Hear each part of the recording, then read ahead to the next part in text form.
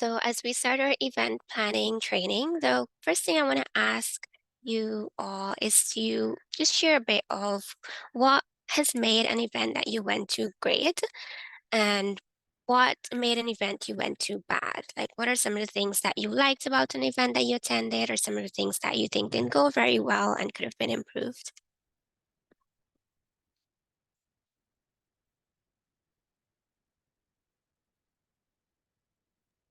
Okay, I can go first again.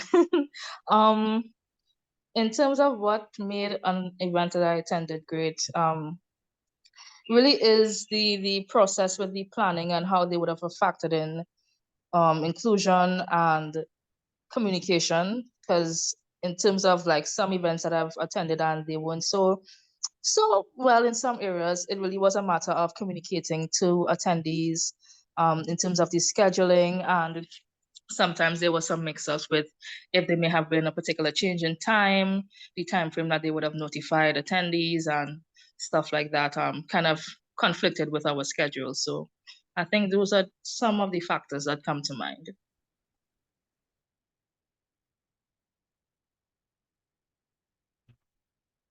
Okay, that's great. I like those points. Denise, would you like to share what you think went well or didn't go so well for an event that you attended? So for me, I can remember an event that I attended that I think that um didn't went well because we were expecting a certain amount of persons to come and they did not show up. The first thing is that we had a late start and we were kind of waiting on persons, and then when we do wait, they did not show up, and then the time for the event that um the facilitator paid for the venue run out of time. So it was like a mess from start to finish. That was um one of my worst event that I went to. But I think overall it was a communication problem with some of the participants and the facilitator. Yes. Thank you for sharing. And from both of you, I've heard common things around communication, especially with attendees and participants, and the timings for the events, whether it's changes or whether it's just on the day, things not happening at the time that they're supposed to happen. And overall, you both mentioned just how the event hosts went around planning for that event. Yeah, just how well they were able to do that. You were able, as an attendee, to kind of see that all play out. So thank you for sharing. So when we're planning an event, it's important that when we start that process, we have an idea of what we hope to achieve with the event. So similar to when you were setting your work plans and you were thinking about what your big end goal is that you want to achieve, and that help you to decide what your smaller term goals should be, what your activities, events, and timelines should be. Similarly with planning a specific event, also think about what you want to achieve from that event. What do you want the event to do for your overall campaign? And that would help you to decide now what steps you need to take in your planning process, what aspects you need to consider. For example, whether it's your setting, your participants, number of people who you invite, what you want to achieve at the end of the event would determine all those things. For example, if you want to achieve an event that engages public, like just general public, then you would know that your setting needs to be like in a public park or somewhere open and accessible for people. Or if you want to target specific stakeholders or build specific partnerships, you might think that, okay, a smaller closed event might be more applicable. And that would all feed into the number of people you invite to your event. So really starting with the end goal helps you to ensure the process of getting to that is much smoother. So when setting your event goals, or let me backtrack. When planning your event, make sure you set some goals that will help you to stay on track and really focus on what you want from the event and how you're getting there. So your event goals can have different shapes or different focus. Some can be action goals. For example, if a goal that focuses on like having a certain number of people attend your event or providing things like a joyous experience. So your action goals for your events can be tied to things that help you to see the progress that you're making towards your big campaign goal. So for example, Denise, I know your work plan includes trainings and having like certain number of people trained at the end of your timeline. So for your events, if you're organizing a training, an action goal can be to have like 20 persons attend the training. And that can be an action goal that will help you to monitor your progress towards your big end goal of training so many persons at the end of your 1 year, 2 year period. Your event goals can also fall under organizing goals. For example, things like finding new leaders or reaching new communities, connecting people with an existing campaign that you have, or educating people about an issue. So organizing goals are things that help you to grow your team or grow your reach in your community or your recognition of your organization. So things like recruitment and how your partnership building.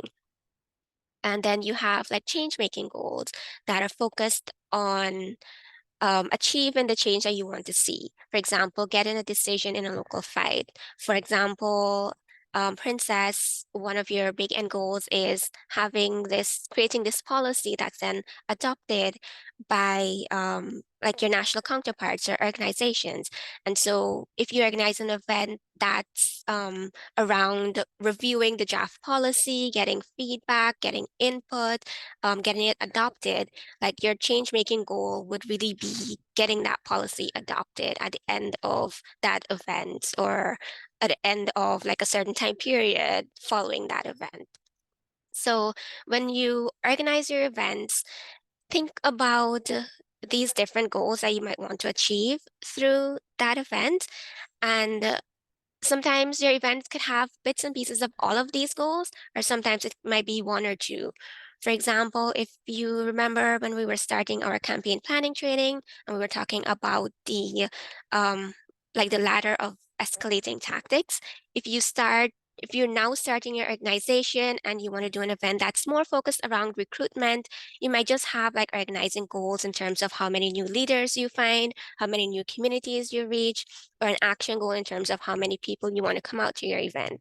But as you move up that ladder of engagement or that ladder of tactics, you might have stronger change making goals within your event. For example, an event that really targets your government or targets press, and you really want to achieve your big end goal through that event. So you kind of like mix and match some of these goals in terms of planning your event. And if your event is focused a lot on recruitment, there are some specific things that you can ask yourself to help you plan that event to achieve your recruitment goals. For example, thinking about things in terms of numbers, like how many people do you want to take part in your event? And that would help you to determine what the size of your event is, what the venue can be like, how much promotion you might need to do if you want like a lot of people to come to your event, where you might need to promote your events. If you're trying to just gather general public, you might need to do social media or ads in papers, or if you're trying to get like a specific group of people, maybe you can do like targeted emails and stuff like that. You can also think about how can you use this event that you're planning as a moment to build stronger relationships with particular communities. So which are the communities you want to target? And how can your event be shaped in a way that you can interact with those people at your event and build stronger relationships? For example, Denise, since your project focuses a lot on engaging vulnerable women, girls, and non-binary persons, maybe it might be better to have smaller events that facilitate like safe spaces that help people to share their experiences and bond with each other to create those relationships. So thinking about which communities you're targeting and what might be the best ways to build those relationships and how can you use your event to facilitate that. Logistically, you can also think about how many volunteers do you need to recruit to make the event a success. So if you're planning an event to recruit people, you also need to recruit some people before that to help you execute that event. So that would also help you in terms of thinking of what the event can look like and how many people to invite to the event. Because if you have a small team that might not be able to manage a very large event, then it might make more sense to have a smaller event that would ensure that it's successful than to have a large event that might then have all the challenges that you both mentioned at the beginning. So thinking about if you want to have an event of 50 people, you only have 2 team members, you need to recruit 3 other people or 4 other people to help you execute that. Are you able to recruit 3 other people, or can you only recruit 1 other person? So then do you need to reduce the size of your event or change the format? And this would help you logistically thinking through of how to plan your event, what it can look like. Also thinking organizational recruitment goals. How can you use your event as a moment to build the strength of your leadership team by bringing in new people?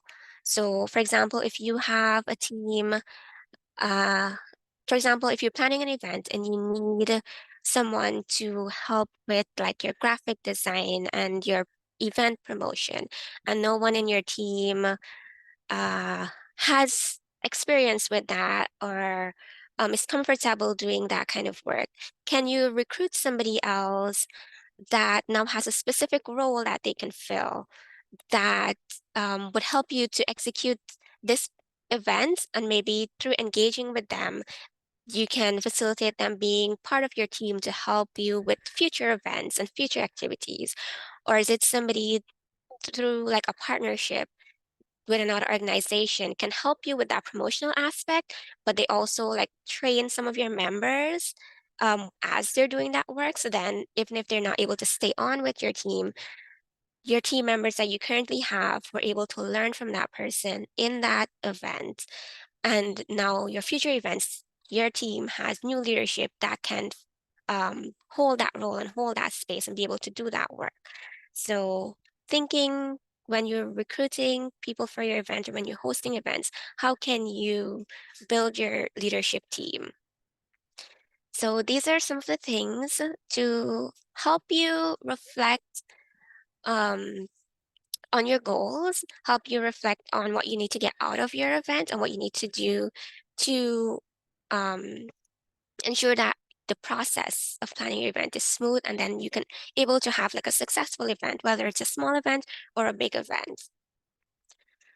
And I know this might be like a lot of different things to think about, but when you're planning your event, there are things, small things like checklists and task lists that can help you to stay on track and to really have these in order. And I will pass it to Amira, who can walk you through this aspect of it. Thank you. So the checklist, save this. We will send you the slides, but this is a good thing that not only includes things to check, but also questions around them. So, for example, where will the event happen? Maybe for some locations, you need to get a permit or a contact, and who will do that from your team? It's important to have all these questions answered and checked in your checklist because you don't want to leave anything hanging because of assumptions. And then, for example, if you needed a permit for the event location and everyone assumed that someone else was doing it, then it comes to the date of the event and you don't have the permit to host it. So you lost a lot of effort. Make sure you have everything checked and everything assigned to someone that can keep track of that, so that there is clear communication and it's easier for everyone in the event planning process. Also think, will you invite any special guests and who will be the person contacting them? Who will create the agenda and what is the agenda? Like what is happening? What sections of the event will be happening that day? What materials and funding, if any, you need for the event? And also, something very, very, very important is which different ways will you use to promote your event? And notice that different ways is marked in red. It's bigger, and it's because it's very, very important. Currently, and especially with social media, uh, a lot of people tend to think, oh, I'll just post an event flyer on Facebook or something, and that's it. But not everyone, uh, everyone works in different way. Not everyone notices the same thing. For event promotion, the recommendation, and it's ideal to announce it at least in 3 different ways. For example, I'm the type of person that what's this called, the on the street, like the flyers, right? The flyers on the street, I'm the type of person that tends to notice those a lot. Like I walk around and I like to read the papers that I see on the walls and on bulletin boards. But and not everyone tends to do this. Sometimes people just walk next to this and they don't even notice them. And on the contrary, I'm not the type of person that responds to text messages. I receive text messages, and I don't mean WhatsApp, I mean like regular phone texting. And I usually say I'm going to look at this later, and then I don't look at it. And if I get event invitations or reminders through text, I don't notice them. But a lot of people do notice that a lot of people actually ask for text message reminders and invitations. So think about 3 different ways that you want to use to promote your event. It can be social media, it can be flyers on the street, it can be emails, text messaging, calls, an ad. It can be getting a partner organization to promote it. It can be on the radio, it can be on the newspaper. It can be many, many different ways, but think at least of 3 of them, because everyone tends to look at something and notice different things around them that might not exactly be the things that we are used to. And as you think about all these things on your checklist, make sure that you plan your timeline the same way that you plan your timeline when you were setting your goals for your campaign. It's important to plan a timeline for the event so that you can work easily, you're not stressed out, and you make sure that you have enough time to do everything that you need to do before the event. And we're gonna send out the slides, but you have a sample timeline that you can check out. Next slide, please. Here are just some event ideas. There are so many more events, and you can be super creative with this. But just some ideas of things you can host, like you can invite speakers, you can just invite people to get together and talk and network. You can do a roundtable discussion. You can do a conference with multiple speakers and things happening.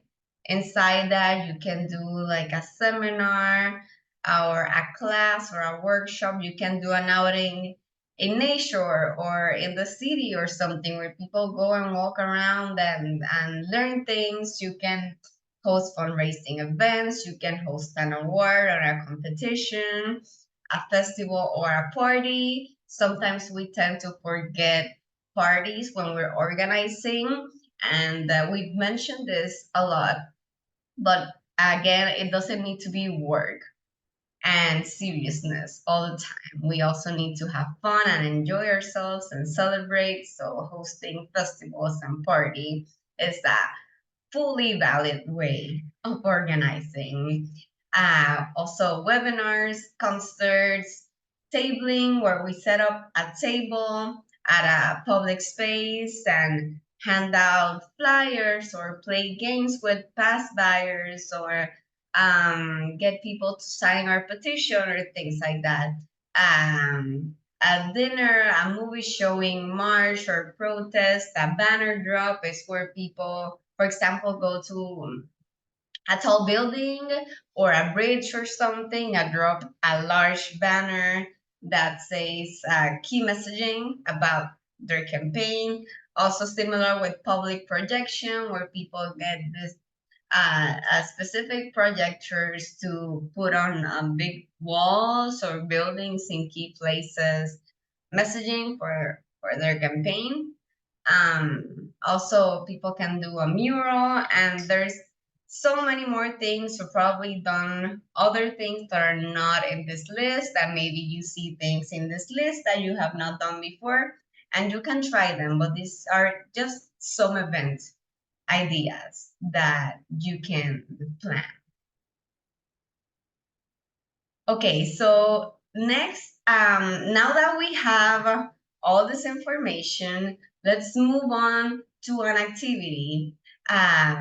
We're gonna think a little bit about what are those next events that we want to host, and start working a little bit on ideas of places, of promotion methods, and all that.